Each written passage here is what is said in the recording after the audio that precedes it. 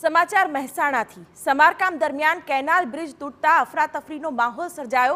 કડીના કરણનગરથી બોરીસણાને જોડતો canal bridge તૂટ્યો છે અને જેના દ્રશ્યો પણ મેં આપને બતાવીએ। મહેસાણામાં સમારકામ દરમિયાન કેનાલ બ્રિજ તૂટ્યો છે અને બ્રિજ તૂટતા જેસીબી પણ કેનાલમાં ખાબક્યું છે।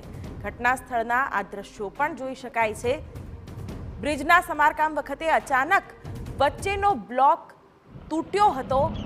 જર્જરિત બ્રિજને અવરજવર માટે બંધ પણ કરાયો હતો, પણ છેલ્લા 3 દિવસથી બ્રિજનું સમારકામ ચાલી રહ્યું હતું ને તે દરમિયાન જ આ ઘટના બની છે। નર્મદા વિભાગના અધિકારીઓએ સ્થળ પર પહોંચીને તપાસ પણ હાથ ધરી છે।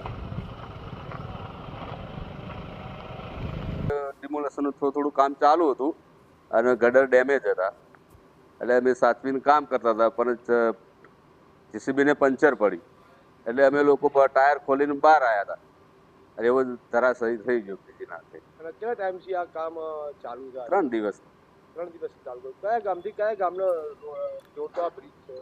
બોરીસણાથી કરણનગર। કોઈને ઈજા થઈ હોય? કોઈની ઈજા નથી થઈ સાહેબ। અધિકારીઓ આયા? હા, આવીને ગયા, બીજા આવે છે।